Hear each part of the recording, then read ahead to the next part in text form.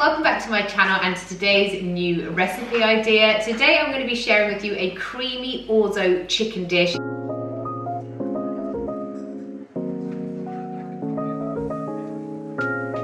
This is a one-pot dish, again.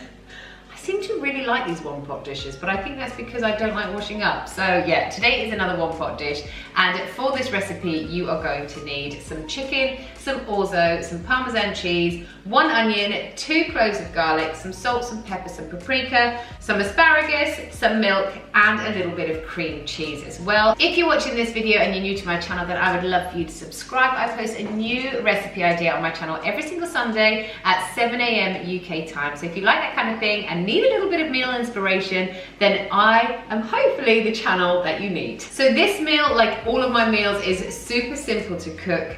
As I said, it's a one-pot dish, and all you need to do is get yourself some oil, about 2 or 3 tablespoons. I have just got olive oil here, but you can use sunflower oil, you can use vegetable oil, whatever oil you have in your cupboard. And then you want to bring that up to a really high heat. And then you want to get your chicken breast. I usually do 3 chicken breasts for our family of 4 because I always do 1 chicken breast for our boys to share, and I find that is plenty. So you want to get each chicken breast and pop it into your dish. You can hear it sizzling away really nicely, because what you want to do is you want to fry off that chicken and make it really, really nice and golden brown. Once those are in there, you want to season your dish really well. So you want to go in with some salt, some pepper,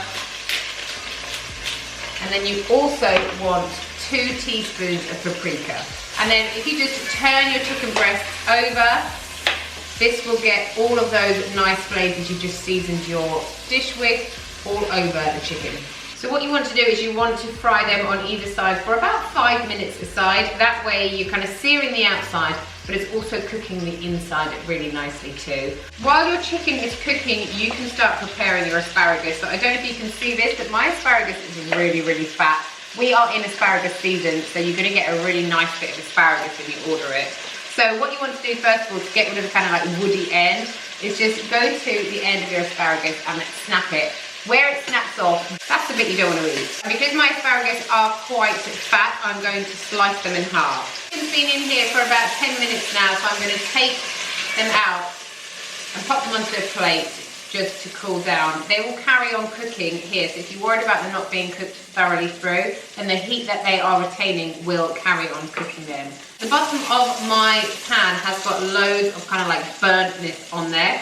That's good because that's got loads and loads of flavour in there. So what you want to do now is turn your heat down and go in with your cut up asparagus.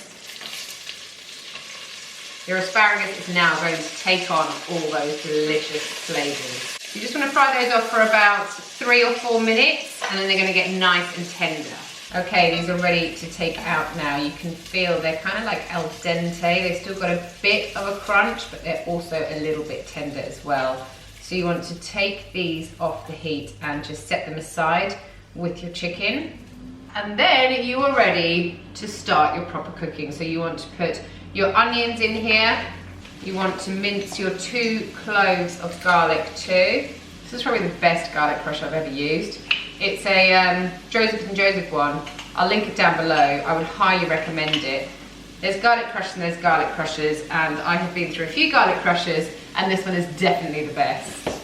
Right, so my pan's a bit dry now, so I'm just gonna add a little bit more of olive oil for the onions and garlic and just fry those off. Once those are fried off, you want to add in your orzo. Now I am using 500 grams of orzo, and the reason I'm using this, usually I would use about 100 grams per person, but this is a really good leftovers dish. So I'm gonna make a little bit more, and then tomorrow I can have it for my lunch. Right, so I've got 3 cups of vegetable stock here. This is 600 ml, so what you want to kind of do is however many grams of orzo you put in, you want to do the same in mil, and then add another 100 at the end. So I'm gonna pop in my vegetable stock.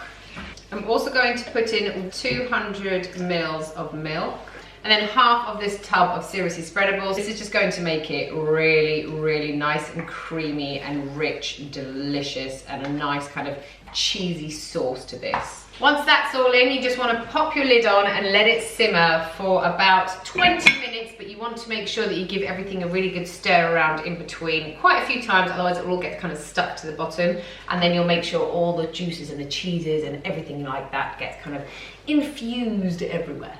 So if at any time you are cooking this and you give it a stir and you think, oh, I think it needs a little bit more liquid, then just add another cup of water in. Just like you would risotto, just keep adding to it if you need to, but if you add another cup, that'll be plenty. While that's cooking, I am going to start slicing up my chicken.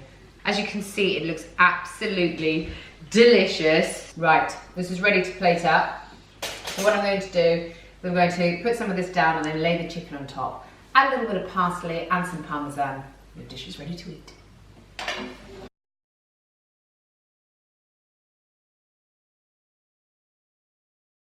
So there you have your creamy Orzo chicken. Just need to give it a try.